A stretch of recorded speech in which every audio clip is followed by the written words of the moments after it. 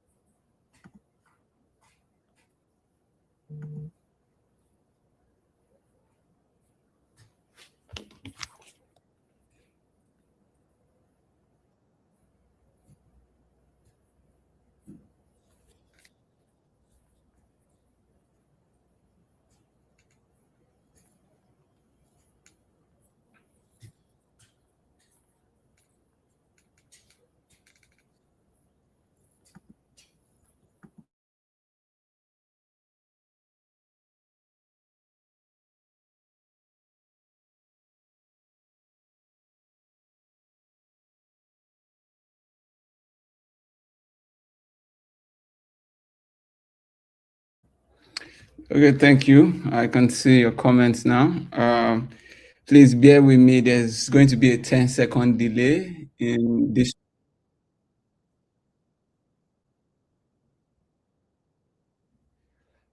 So which means you guys may hear me 10 seconds later than how I'm actually speaking. I think it's a prerequisite from YouTube and X, so there's absolutely nothing I can do about it. But yeah, thank you very much. Bear with me. Um, Thank you everyone for joining Glyn's Launch today. I am so happy to have you people here. I can't see you guys, but I hope you guys can see my handsome face. Um, Thank you very much, guys. Yeah, so I'm just going to wait, I think 3 more minutes for people to join, and then I'll get this started. Thank you very much.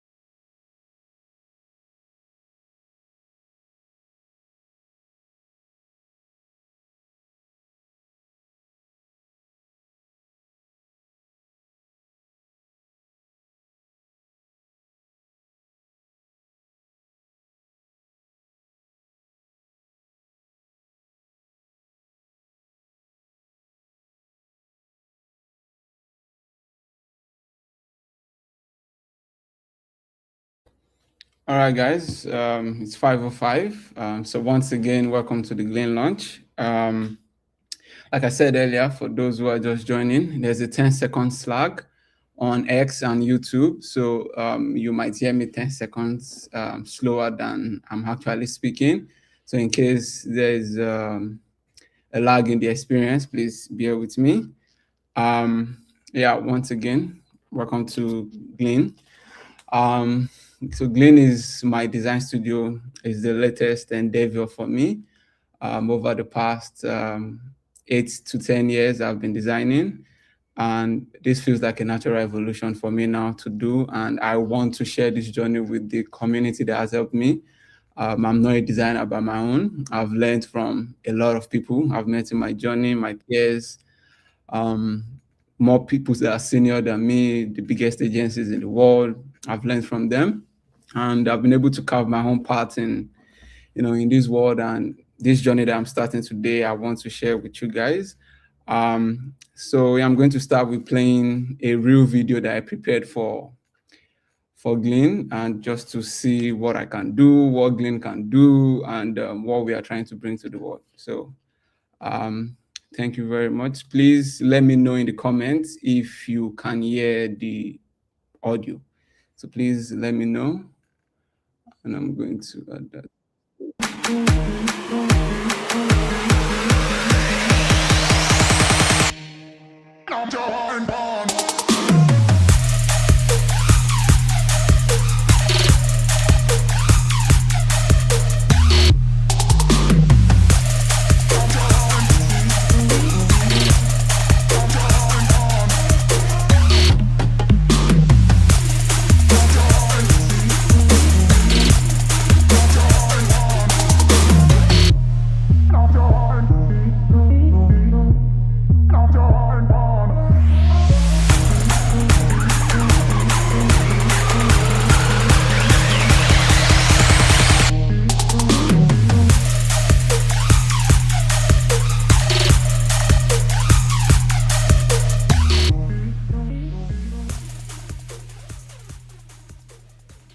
Yeah, so that is Glyn. I think let me play that one more time and see.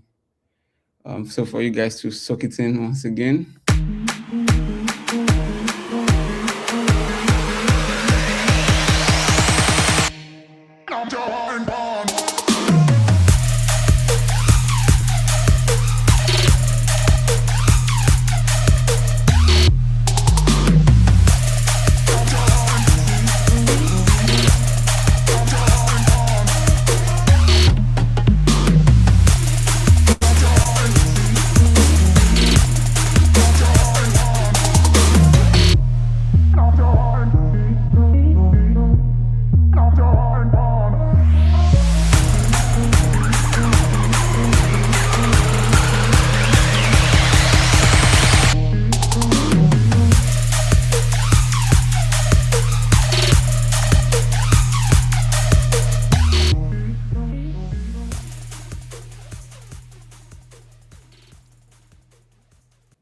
Okay, so yeah, that is a snippet of the things I can do, the things Glyn is looking forward to do in the world. And so I've prepared a whole presentation to walk you guys through Glyn, a bit of background about myself, why I'm doing this, where I'm looking to occupy in the space of the world, in the design world, and how I'm doing this. So yeah. So welcome to the Glyn Launch once again. And if you have anything you want to say, you can either type it in the comments, or you could, tweet about it on X, and put the hashtag Glyn Launch so I can follow up with it when this live stream is over. So yeah. Okay, so for the next 3 days, we are going to be talking about design. So today is day 1, and we're just going to talk about Glyn. On day 2, I want to learn from other people who have started this journey before me, and other people who are also starting this journey in the past 1 year. So there's going to be a panel session between Ameji Ikojo, who is the founder of Tony & Co., and Mary Afolabi, who is a director at Fort Canvas, and Niyo Kyowo, who is a creative director at Studio Unruly and also the co-founder. And on day 3, we are going to be having the pilot of the Glyn Spaces, which I'm going to talk more about later. And we are going to be having conversations from Femi Gray, Oluwafemi Gabriel, Cav, Chukwu Adeze, Victoria, and Jobosin Chisa.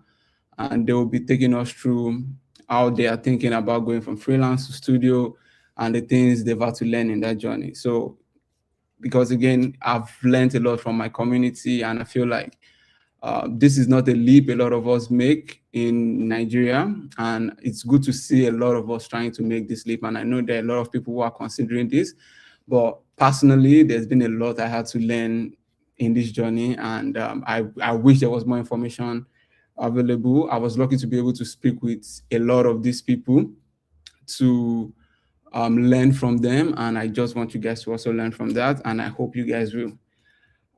So for today, we are going to start with me telling you about myself, a brief history about myself, and we are going to move into what I do, why I'm doing it, where I'm positioning myself, and how I'm going to do it. The how would be done tomorrow before the panel session, just to, not make you guys tired of my handsome face. But, we are going to start with the who.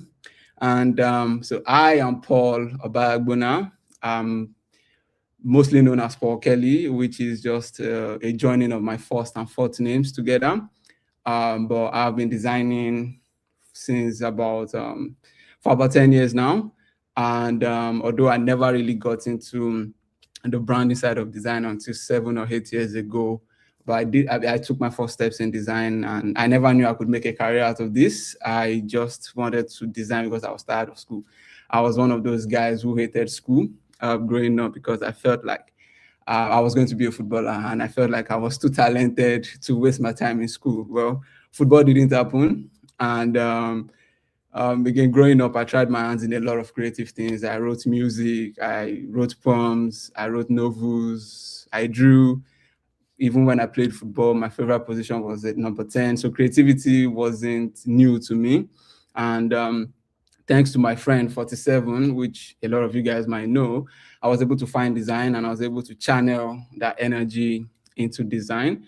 And so, yeah, this is me designing, and my hair is plaited to the detriment of my mom. She hates things like this, but yeah, this was me in my exploratory phase to just kind of like make something out of myself. But I'm being a good boy now.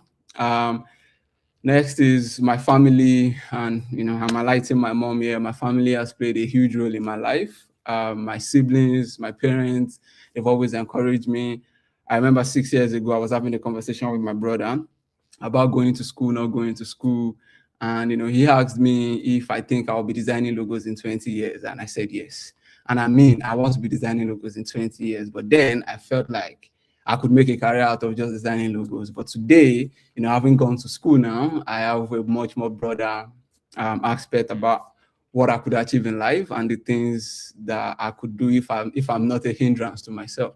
So my mom too, she never understands what I do, but she supports me every way, every single way. My dad, God bless his soul, was instrumental in shaping my journey early on in design. And for the past 5 years, I've been in Mauritius studying. And then this is one of the few times I decided to enjoy life and went out with my friends in Mauritius, and we went on a Tulawaka ride, which is like a roller coaster that goes and makes you question your life decisions. And then while in Mauritius, I grew in love with cats.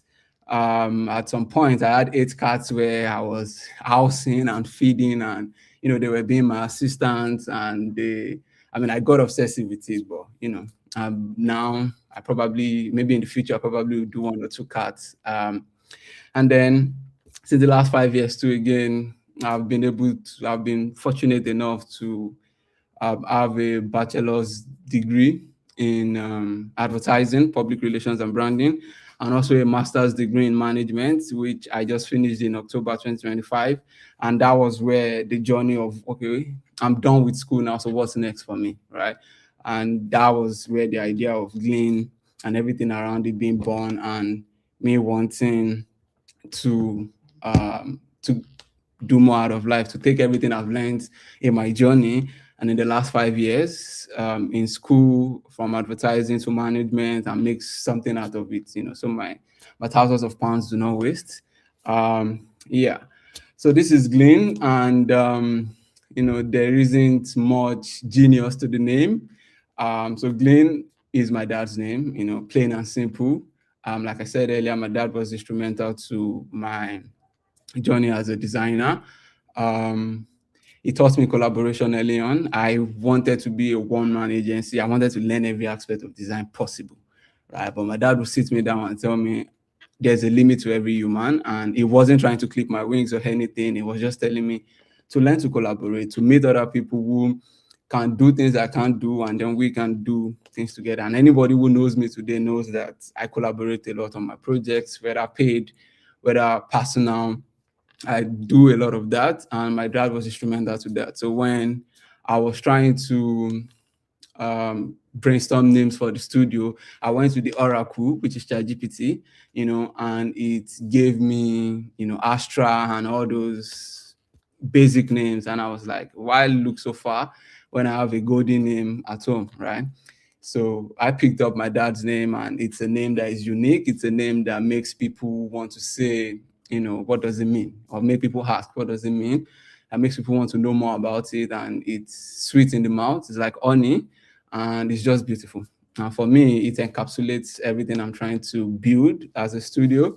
And so the identity of Glyn itself is everything that reminds me of my dad. So the typefaces you will see on screen are reminiscent of how my dad writes, because compared to me, who has the handwriting of an ant, my dad has a very beautiful handwriting. If you went into creative arts, it probably would be a calligrapher. But I am one of those, never put your head down anywhere. So my handwriting is as bad as it can come. The colors are the way I feel, the warmth I feel when I'm with my dad, or when I remember him. And 8 years ago, he decided it was too good for the world, and went to chill with God in heaven. But I know if they have a worldwide TV watching this right now, it's probably going to be hitting his chest and telling God, that is my son. I'm so proud of him. But yeah, here we are today. And when you look at the Glyn website on mobile, you are going to see his avatar as the menu button there. And whenever you click on it, you can see every other thing about Glyn that you want to see. And that's just a little Easter egg on the Glyn website. So what does Glyn do? Glyn is a brand design agency, a brand design studio. I'm not an agency yet, but probably one day soon. So it's a brand design studio, and we are in the business of building brands that customers choose and competitors study. And what this means is that we want to build brands that can shape culture. We want to build brands that can become the leaders in their categories. It's not going to be easy work. It's not going to be simple work, but I think I thrive in the most complex things. I can't ride a bicycle, for instance, because it's simple. I don't know how to ride a bicycle, but I find myself struggling to ride a bicycle when I learn it, when I try to learn it, but I find myself doing way more complex things, right? So it's always been like that for me, and I want to throw myself in the deep end, because shaping culture is something that's super difficult to do in the world. People don't want to change the way they have. People don't want to change the way they consume, but some people have been able to do it, and I want to be one of those people. And so from now to the long run, that's sort of the things Glyn wants to be doing. And where you will find that is, in lifestyle brands, in sports brands. Those are like the end goal projects for Glyn. I think the ultimate project would be to design the identities of cities and countries in the world, and maybe starting from Nigeria, and shape how people can actually, read signs, and disabled people, and accessibility and all that, and we can bring that into culture, and that would be an ultimate dream life goal for Glyn and for me. So our capabilities at Glyn, brand identity, brand strategy, brand culture. We can't shape the culture if we are not trying to be involved in it. Employee experience design is something that for me is super important, because I've been in good and not so good cultures, and I feel like when you make employees happy in a business, you tend to get happy customers. You just know when a brand cares about their customers and their promise and their vision and their values, where and compared to a brand that doesn't. And for you to know that it's based on the people, it's based on the people you're interacting with, it's based on how these people are interpreting the policies and the laws and the rules that govern how that company operates, right? And so it's super important that these employees understand or inculcate the culture of the brand. Brand staggers and design systems, brand naming. I think I'm very good at giving names in general. Motion design, web design, and no-code development, and strategic workshops for brands. And so what are the outcomes of our capabilities? And so what we are trying to do is that through our brand identity, we are trying to create market distinction for our clients. Through brand strategy, we're helping them create a compelling brand narrative and a big brand idea that their whole operations and their culture can be based on. Brand culture is all about internal alignment. The brand style guides are about scalable systems that they can evolve, systems that they can make consistent. Right? Brand naming is about competitive defensibility. Then the strategic workshop is all about brand management, and brand management is also something that is key to me, because both from the design standpoint and from an operational standpoint, it's super important that everybody involved in the representation of the brand knows how to manage it, knows what is on brand, and knows what is off brand. So for Glyn, I want Glyn to be a community-based studio, right? When you look at the Kotos and the Smith and Dixons of this world and the way the community flux with them, I want Glyn to be something like that. But first of all, it's a client-focused studio, and we have some offerings that we have created for clients, and some of them are available now, some of them are coming soon, and some will come in a year or two from now. So the ones that are available now, we have the Launchpad, which is a 3-week design sprint for startups. People who, they are trying to go to the market as fast as possible. They don't have the bandwidth or the time to create a very groundbreaking, super deep, insightful work. And so they just want to go to market. So the Launchpad is for those. The Anchor are for much more established startup brands who maybe now they've raised, or now they've gone to market, they've gained some traction, and probably they are repositioning, or they just feel like they have a very startup brand, and then they want to move into a new, they want to reposition themselves, or they want people to see them in a different light. So the Launchpad is more of a 3 to 4 month engagement, and it's much more insightful work that encompasses almost everything our capabilities can undo.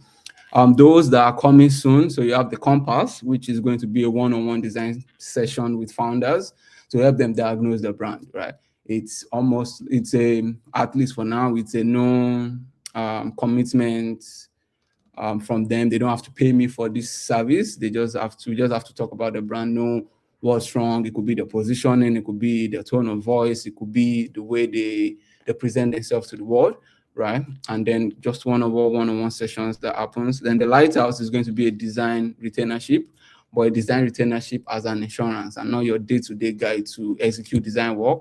But the people's opinion you value for anything you're trying to do in-house, and needs to, it's just like when you pay your insurance, you are not hoping to bash your car every day, but when you do bash the car, you know that there's insurance to swoop in and save the day.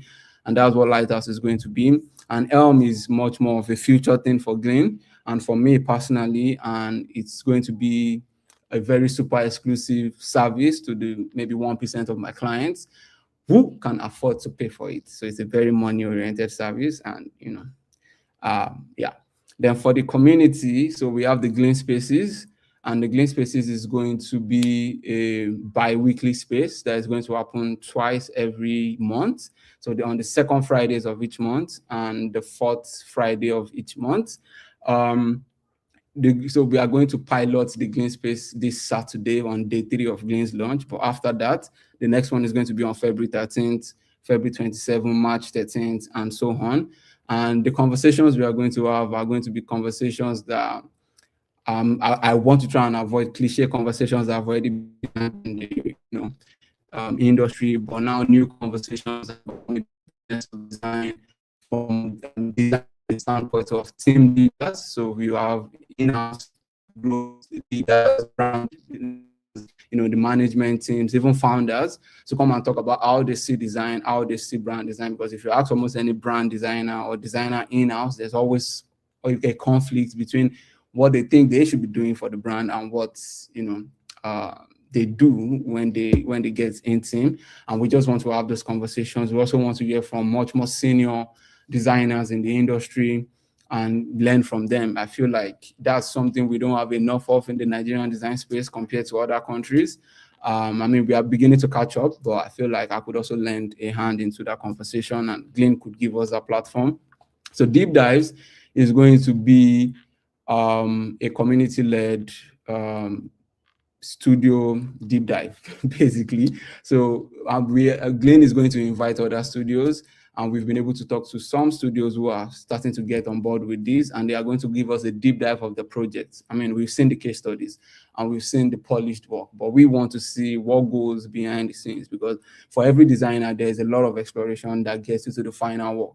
And I feel like that's also something that we don't get to see enough of. And a lot of designers in Nigeria, we try to learn as we go. There is no structured learning to whatever we do, and we just pick it up as we go. But then there's a big gap between what the studios in Nigeria and worldwide are doing compared to what the freelancers are doing. And for me, I just want to tighten that gap a little bit, close it up a bit, and then help people in the community contribute to their knowledge and let them see what studios are doing, how studios are thinking about brand design, because there's a design aspect that I feel like a lot of us are good at, but there's the thinking aspect that I feel like, we still have some way to go, and that's where we are trying to be. So yeah, that's who I am and what Glyn is, and to just break me talking so much about Glyn, I'm just going to show one of the projects Glyn worked on. I worked on with my collaborators before Glyn, but it's not a Glyn property, and I'm going to bring in one of my collaborators to talk more about that in a minute. But this case study is for Mercury, which is one of the brands, the companies in Nigeria that is leading the growth for Africa in terms of finances. And so Mercury, what we did was brand strategy, brand identity, iconography, illustrations, and brand guideline. And I worked with Akin Theodox and Deji Ajetomobi of Wise on this project. And Mercury used to be like a parent company for Seller, not the SELAR Seller that a lot of you might know, but the SELER Seller. But they had to shut it down because it didn't gain traction. It was meant to be like an answer to Shopify for Nigeria and for Africa, but that didn't gain traction. But what they did find in that journey was that a lot of Africans pay a lot of money for ads, but they pay it in dollars, while African businesses earn in naira. And then when you have to convert your money from your local currency to a foreign currency, you tend to lose a lot of money. So do that by the number of ads you do in a month, multiply that by the number of ads you do in a year, and that's a lot of money lost. So then they came up with the idea of partnering with Google and making you pay for your Google ads in naira, basically. And they were able to gain a lot of traction with that, and then they pivoted to that. And when they did, they realized that their brand wasn't what it was meant to be, right? And so you can see how they used to present themselves to the world before. And from this point, I'm going to let Akin talk to you guys about what we did. And then I'm going to bring Akin on board now. So yeah, Akin, welcome to Glyn Launch, and then blow the audience away. All right. Thanks for having me here, talk about Mercury. And I think he has talked about what we've seen before we started the project, which is what you can see on the screen now. And we proceeded to understanding exactly what they are doing, what is changing, what is not. And one thing that stayed consistent was their tagline, which served as their core also, which is, accelerating Africa's digital economy. And I think the main question that that came up for us was, how do we fit this system into what they are, right? How do they also intend to accelerate the Africa's economy? And it's by, helping, empowering like the local currency to do more, right?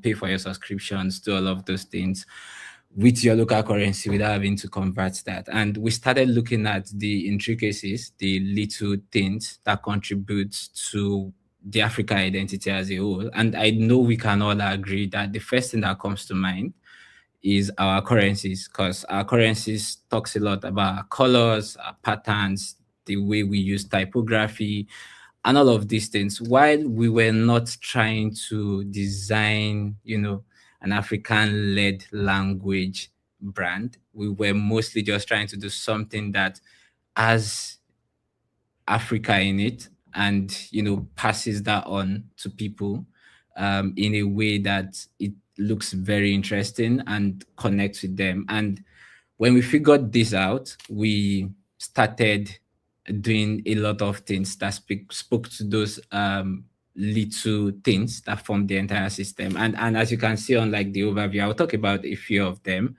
because I mean most of us are designers here. And one thing is, as usual, we are Africans. We are proud that we are Africans, and we wanted the brand to lean more into using African images. So our imagery was African led, as you would expect, of course. And also the same way we did with the African identity, like understanding the elements, we did that with what we were creating also. And this logo you can see at the middle informed a lot of things, like the ink trap, the M icon has informed the way we did the illustration, because all of the illustrations are a bit slanted, right? And then we just ensured that they are tilted to the angle of those ink straps. And I think that also now informed our color. When we were exploring our colors, it was more of, okay, you guys have a lot of products, you guys had a lot of offerings that you want to like bring together, but still maintain the identity. I think that was in the earlier part of the project. And then that moved on to, we want to just have everything being housed as, Mercury products. And said, okay, sure, that works. And looking at the currency just gave us the idea of, you see, this is what 15 naira looks like, this is what 100 naira looks like, this is what 200 looks like, and things like that. And then one very important thing we learned was a lot of African currencies also embody like these colors. So even though we picked from the Naira note majorly, which is the market they are starting from and they own the larger share of, we also considered other currencies. And one thing was just common. They were using like the same color scheme, the same way it works here, it works somewhere else. And then we just decided, you know what, we are not going to complicate this. Let's make it stay like this. And remember I talked about the ink trap. There is still like another ink trap on the icon that we then explored for this stuff you can see on the right hand side. That graphic element is it's like the backbone of the system when it comes to like layout, and you will see that in the next slide, which shows how responsive this is. You use it in social media posts, in a lot of things, and there's just that way it can encapsulate whatever you're saying in the way you want it.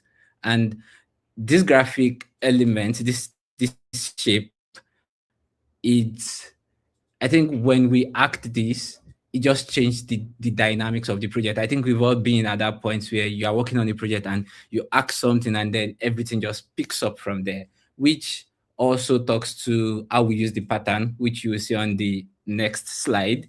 We were able to bring the pattern in a way where it felt like goulash patterns, but they were interesting to look at.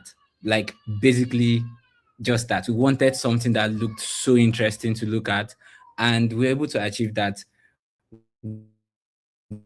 with that. So you would see the elements of the, shapes, the ink traps and all of that in this pattern, which so it shows you how everything is being tied together, right? And another overview of it is, I think one of the best parts for me was, when we use all of these elements, there is just a way they all tie together. You can see it in each other. And that's like the beauty of the system we've been able to create. And then we just moved forward after we've done all of this. We started documenting them to ensure that the company can instantly hit the ground running. And one beautiful thing that happened is we didn't work on the website. We only documented it. We did the brand guideline. We sent it to them, and we ensured that it was a living brand guideline. And the simple way to do that is just probably do it on Figma and then ensure that it can be updated as they go. And this was the first thing that we saw they did with the guideline, and we're like, okay, the job is done. They get the assignment, the illustrations, the colors, everything just came in together. So, and I think it was a big lesson for us when we worked on this, that it does not need to feel so complicated. You can do so much good work and then leave it to live and grow, and then allow people just get it. Like, it doesn't need to be a complex math. But and I think you can check more about this project on Glyn's website. So Glyn.studio, you can check that out, and you get a lot more of what we did there. Thanks for the opportunity to speak on this, Paul. I would put the ball back in your court now. Yeah, thank you very much for your awesome presentation and for walking us through what we did on the project. Yeah, so okay, so back to me, back to the spotlight. Yeah, so I'll briefly share another case study before I move on to what's next. And this is a mural illustration done for Adidas. Um, and the funny thing was Adidas, I want to work on sports brands, like I mentioned earlier. And the funny thing, like the first paying client for Glyn was Adidas. God works in mysterious ways. And I think how I got this, it was just unique because Adidas were trying to look for a designer in Mauritius, and I had changed my Behance profile to Mauritius when I went there 5 years ago. And so they reached out to me. I think this was October last year. And I spent 5 years in Mauritius, and I was like, it would be nice to work for Mauritian brands. But again, I never reached out to anybody. So no opportunities came my way, basically. But then this just landed on my lap. And I mean, it was scary because I mean, yeah, and I know I can work for Adidas, but I wasn't expecting it to be this soon. Like, come on, God, why are you rushing the timeline? But you said you were meant for this, right? And this opportunity is yours if you are willing to take it. So I took it, and so I spoke with the team from Adidas. So it's Adidas South Africa, who handles every activation for Adidas in Africa. And so we discussed about the project. So we worked on the art direction, the mural design and illustrations, and I worked with my good friend Japheth on this project. So one of the first things we did was just to walk around Mauritius and look for art in Mauritius. I mean, some of them I had seen before, but I'd never admired them from the lens of, oh, I need this for a project. It was just like, now let me see them in the different lights. How is art being displayed in Mauritius? So I went with my girlfriend and my best friend to the beach, to the malls in Mauritius, to about 4 or 5 malls in Mauritius, because Mauritius have a lot of malls for an island that is about 120 of Lagos. They have a lot of malls. And so we went trying to see, how things are being displayed. And because the Adidas store was also going to be in one of those malls, we needed to see how things were being represented, about.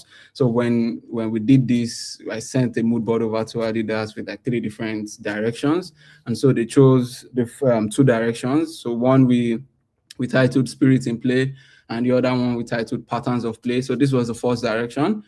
So they knew they wanted football and running in the mural, but they also wanted other sports in Mauritius. And then when we did research into what sports were mostly played in Mauritius versus the sports that were easy for everybody to participate in Mauritius, we figured that tennis and volleyball were also very common, and so we included that in the mural.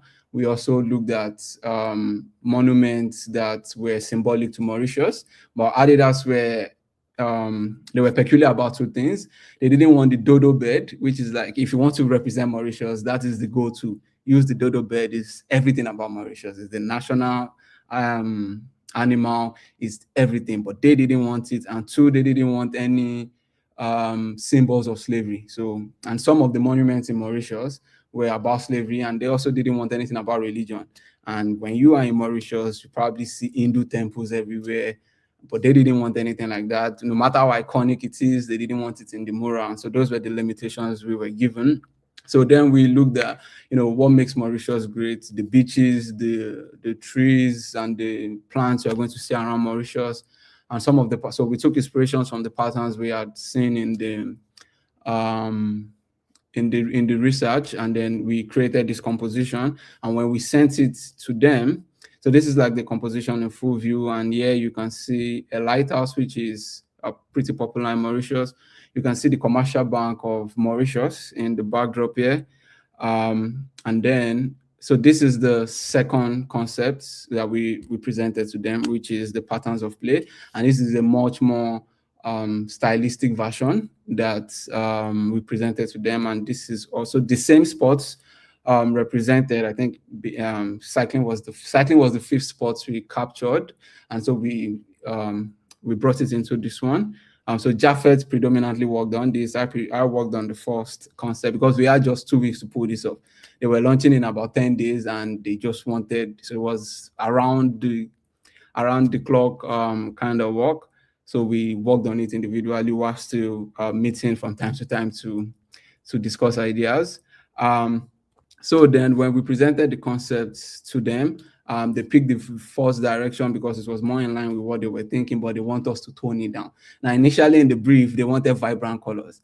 And then somewhere along the line, the creative direction changed because of how the store itself looked like and where the internal decor of the store was starting to go. So now they wanted us to tone it down to just blues or black.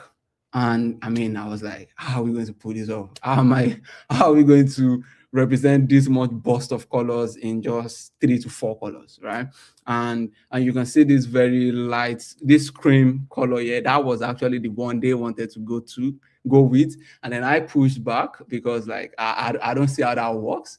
And so when we created the second version, so we created the all blues and then the all black version. And then they came back and said, no, we want this cream color. And it was just 4 colors, like 4 colors. And I was like, oh my God, like, okay, we are going to do this anyway. So when I did it, I sent it to them, but I inserted the black and the full black version again. Like, I think this is the better direction to go for between these 2 colors. And, again, when God aligns the stars, everything aligns well. So they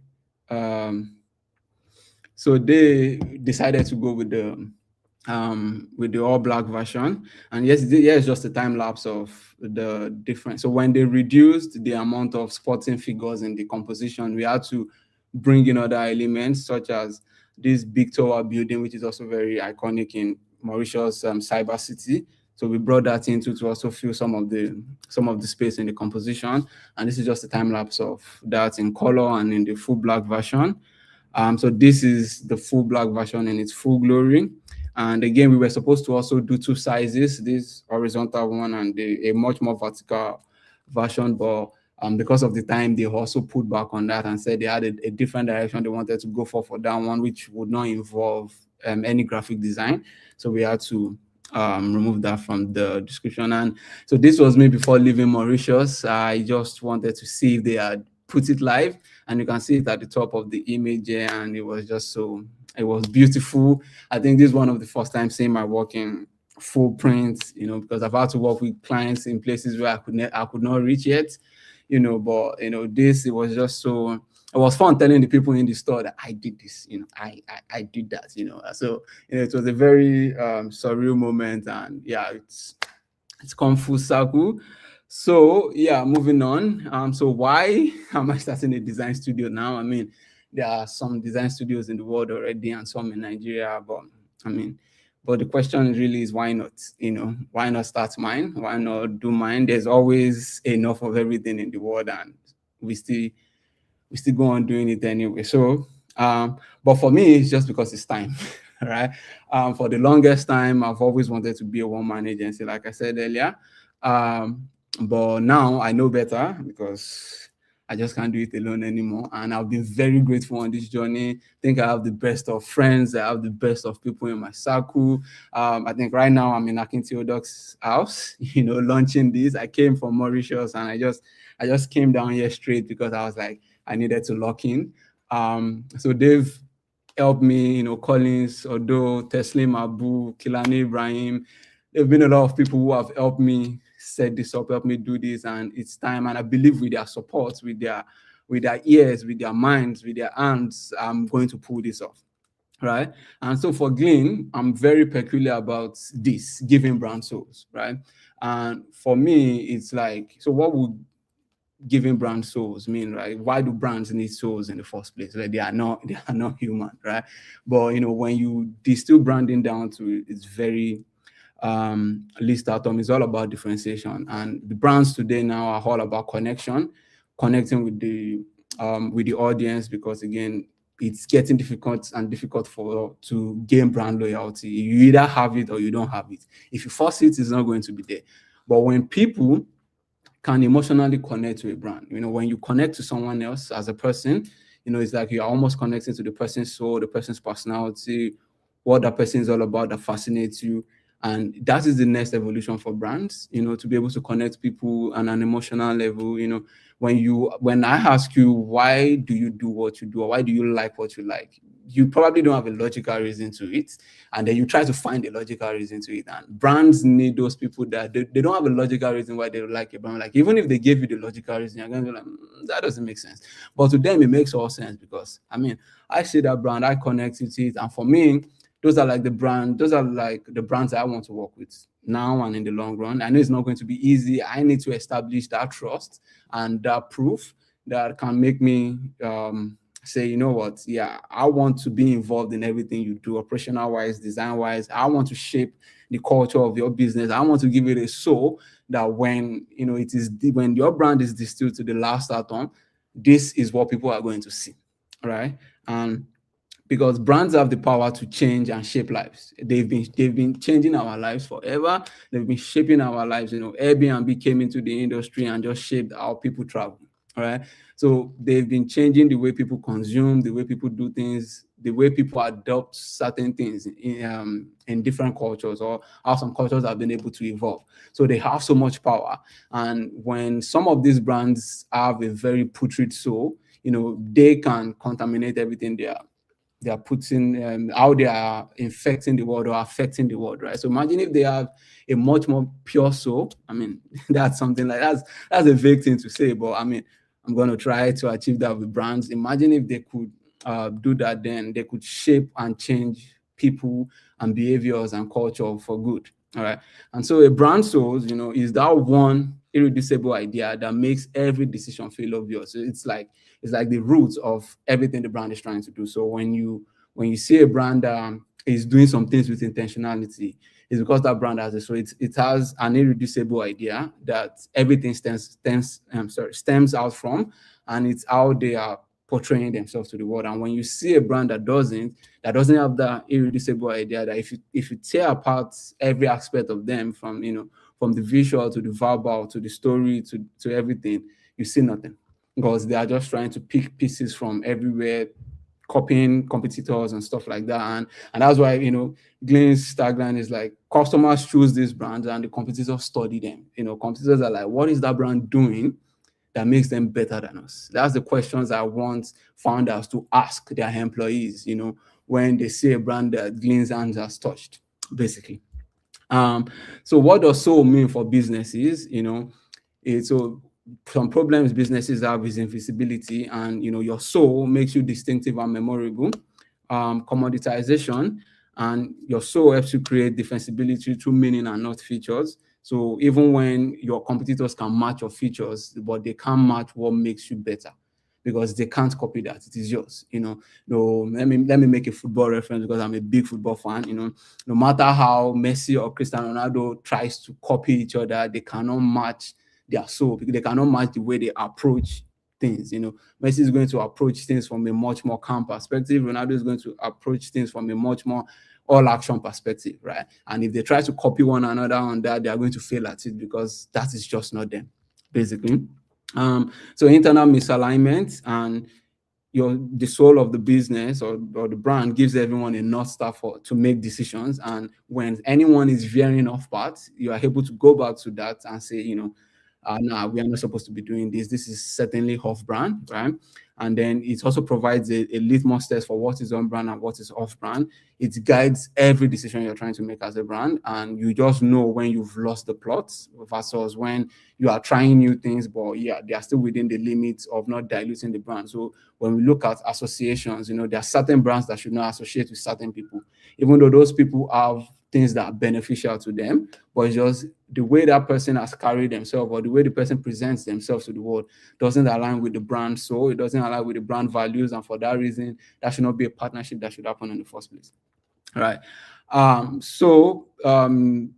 trying to build a framework which I call the soul framework, TM, but and it's going to center around the soul. It's going to be so, and then the soul is the brand idea. It's going to involve people, because it's only people that can carry it out. And so with the people, it's going to drill into the culture. And with the story, it's going to drill into the strategy, both internally and externally. And with design, it's going to be about expression, both verbal, both visual, verbal, visual, experiential, even sound. It's going to distill into all these, but it's still a work in progress. I'm going to share some bits about it tomorrow, but it's still a work in progress, basically. And one brand that gets the soul, that has a soul and gets it, is Patagonia. And so the soul, or their brand idea, is business as a force for environmental good.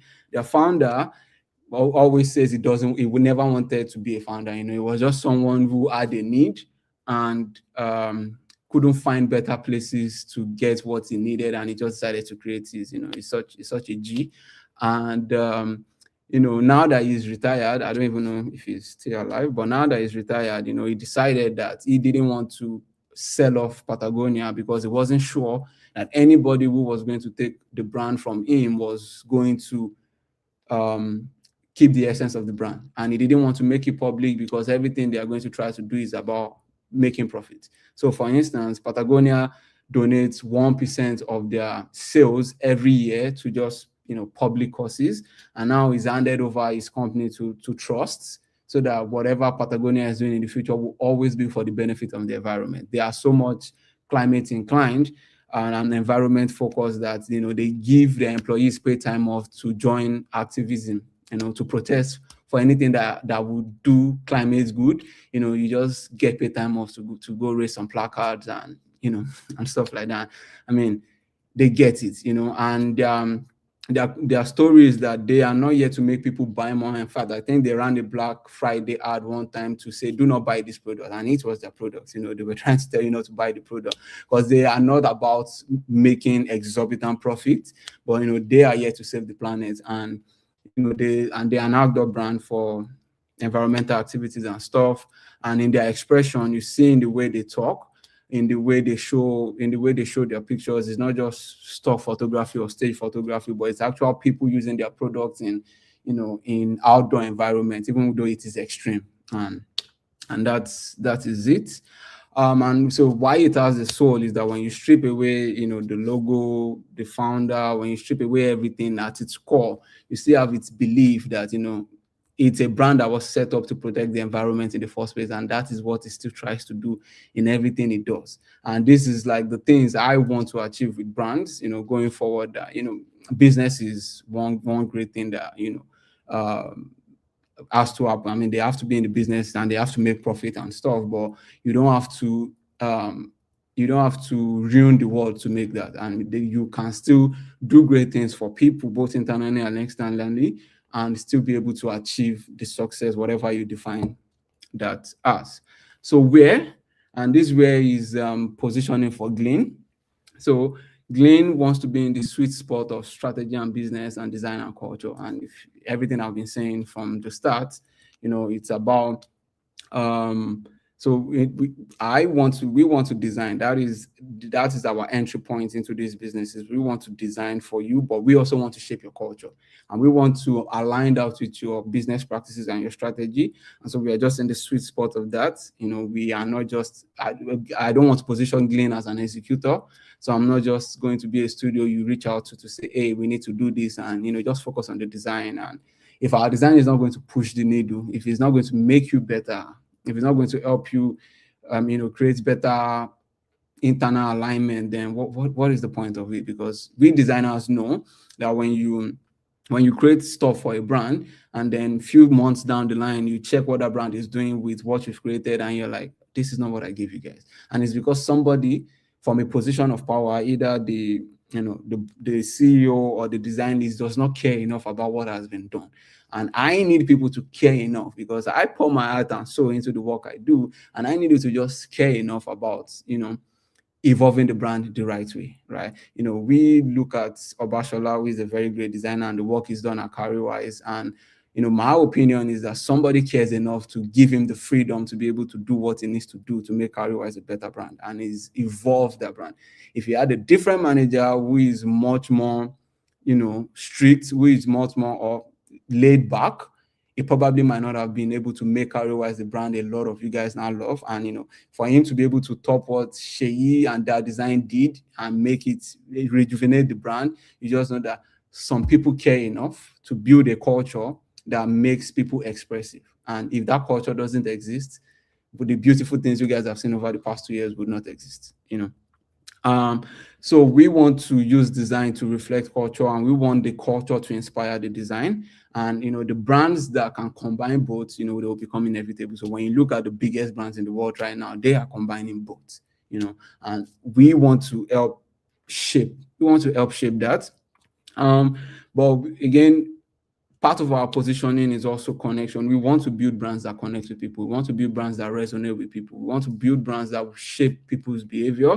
But we also want to create systems around that. Even if the system is going to be freeform, even if the system will have no system, it will still be a system, basically. And then, that's super important. And so we want to build brands on human connection and resonance, but we also want to use the design to, to drive behavior and shape experiences. Super important. And so, like I've been saying, and skill. So one thing I've always said, even before Glyn, is I want to design for brands for their present, but also with an eye on the future. So I want to design brands that in 10 years' time can still survive, right? It's not looking cliche, it's not looking trendy, it's not looking out of trend, right? It's a brand that can actually stand it. Sorry. It's a brand that can actually stand the test of time. Basically, so even if the brand will be refreshed alongside, that's fine, because a brand is a living entity. And that's why, for instance, I love the fact that the world is adopting digital brand guidelines now, because a brand guideline should also be a living document. The brand is allowed to evolve, and certain things will be brought into light. Certain touch points will be designed for that may not have been covered in the initial brand design, and it's allowed to evolve. So even if brand refreshes are going to happen, the essence or the core of the brand would still remain. You will still recognize the brand, and it's not something entirely new. So, the soul of a brand allows it to reward deep engagement and drives on common loyalty, and that's something we want to help shape. But we also want to build for the future with the present at art. So I'm going to, round off Glyn's presentation with another case study. So Simplify is a cloud infrastructure software company in the US, and they are pretty much a big deal in their industry in the US. And this is also one of, I think I have story for days for all of my projects. So this is also one of the projects I worked on early on in my career, on Fiverr. So I was on Fiverr when I did this project then. And I did what I could do at the capacity of my skill at that time. And later, like 4 or 5 years later, in 2024, I think, the client messaged me on Behance and was like, "Is this Paul Kelly from Fiverr?" I was like, hold on, wait a minute. Who knows me from there? And she was like, "Yeah, I designed these icons for them back then. Now they want to redesign it." And they were like, "I'm the only one that should redesign it." And I was like, "Oh God." you know. So we spoke about the project, and then we decided to redesign the icons for them. And by this time, between those years, they've grown exponentially better. They've won awards for their products, and it was great to see what they had become, even if I had contributed just a tiny little bit to the icon design. So yeah, this is Simplify. We didn't redesign their logo this time. It was just they wanting to redesign the product icons and make their website better, because they had been using the website for some years and they just wanted to refresh it. So yeah, it's advanced software built to safeguard your data, and they work with some of the biggest government and non-government brands to businesses to help them secure their data. So they have a list of products which are like AFTR, 2FS, microserver. I'm not going to bore you with a lot of what they do because I don't completely have context into what all these products do, but I had enough context to be able to redesign them. And so this was how it was before, and this was what I designed in Fiverr, maybe 2017 or so. And I mean, I loved it then, they loved it then, but we all knew that it was time for a change. But they wanted to just refresh it. They wanted to keep this the way it looked like, and give me Paul, just adjust it any way you can adjust it and make it better. And I was like, okay, but is that going to be the best approach for what we want to achieve? I mean, you guys are bigger than how you were before, and you could make a statement with your icons basically. But so at first, I did what they wanted. So the ones on the top here are what we were reimagining these icons to be. But then I presented a much more cohesive. So they wanted it to be based on the clouds to show, they're a cloud infrastructure company. And I wanted it to be based on more of transfer, because that was like a second part of what they did, which was super important. So then I presented the evolution they wanted and the revolution I wanted to them, and then explained, while that would be a better case to go. And thankfully there's honey in my mouth, so they agreed, I was able to sweet talk them into it, and they agreed. And so yeah, this is like a comparison of what they were before and where we were able to evolve the product system to. And this is also just an overview of the icons themselves. The case study is going to be live on Glyn websites in February, I think, in a week or two from now. Yeah, it's probably done. I'm just gatekeeping. Okay, I'm not gatekeeping, but yeah, there's something I want to do. So I spoke about the deep dives early, but that is dependent on other studios. So there will also be a deep dive from Glyn, which will be for myself, and it will just be video content on Glyn socials, all my socials, to take you through the project. So you have like this project, you are going to see everything I explored, the rough work, the way each icon evolved, and everything we did. You are going to see that across board. So that will be coming for every project Glyn puts out into the world starting from now. So you're going to see more behind the scenes of that. So, watch out for that. If my face is very handsome to you, you're going to see more of me. And if it's very atrocious to you, I mean, I don't know what I can do, but you're going to see more of me. Yeah, so this is more on the work we did for Simplify. Yeah, again, you guys are going to see the case study soon enough. Yeah, so I think that is it from me for Glyn on day one. So officially, I christened Glyn open, and we are hoping for work and partnership with other studios, and with people who want to work with Glyn. Right now, Glyn will be solely operated by me, and I'll be collaborating with a lot of designers on projects because I may not be able to work on everything on my own. So if anybody is willing to work with Glyn, you can shoot me a DM. I think I'm going to have something up soon. I don't have the bandwidth right now, but I'm going to have something up soon to make you, apply or show your interest in working with Glyn. But in the long run, we are going to be Glyn is going to be looking to move into more of, what's it called, a full-time position for designers, because again, I'm not trying to play small with Glyn. I want to be a big studio. I want to win awards in the long run. And it's no matter how good I am, I'm not that good. Right. And the great work is when you combine talents from all you talented people who are watching me right now.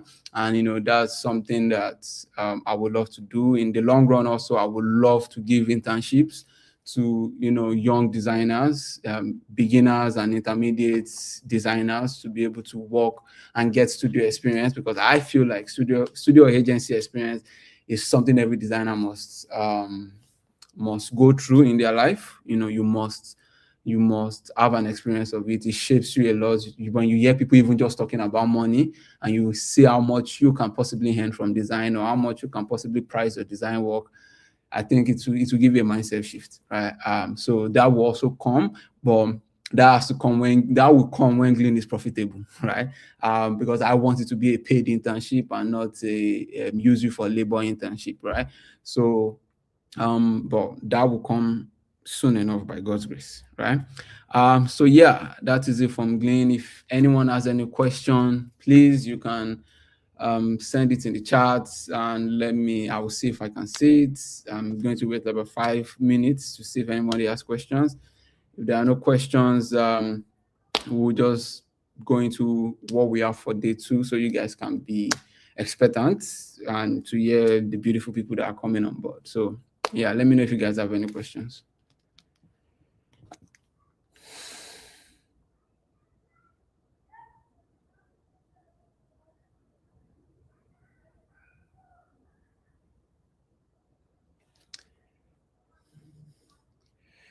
Okay.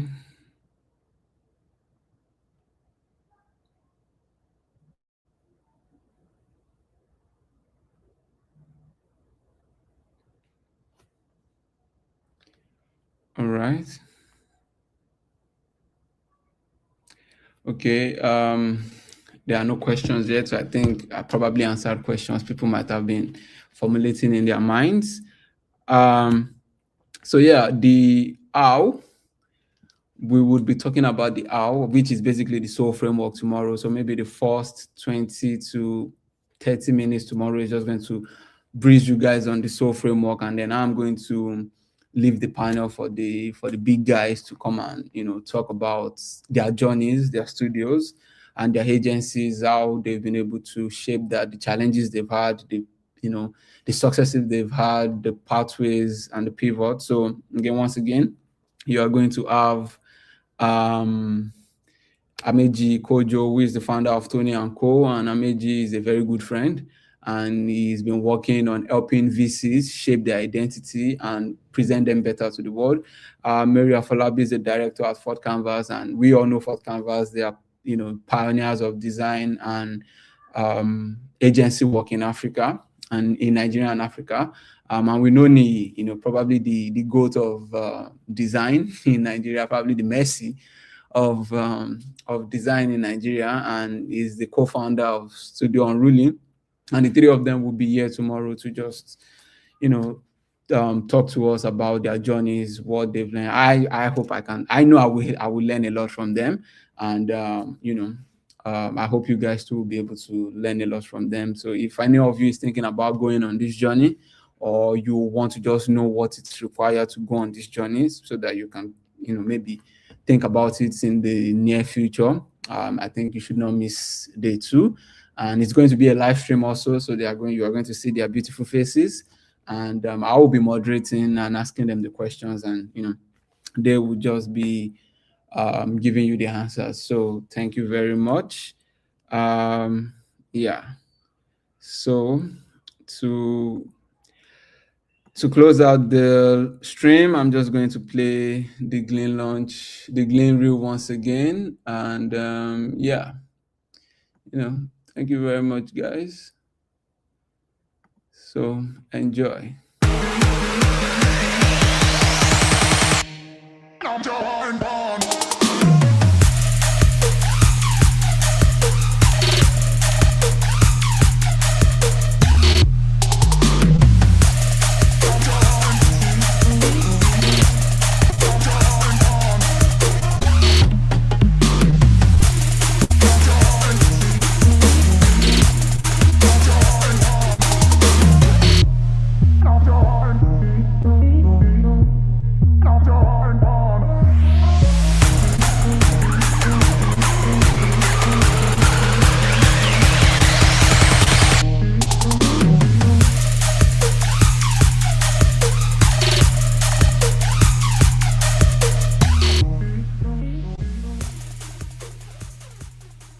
Thank you, guys. I'll see you guys tomorrow. God bless you all. Thank you for sharing this journey with me. Thank you for being here. Thank you for listening to me talk for over 1 hour.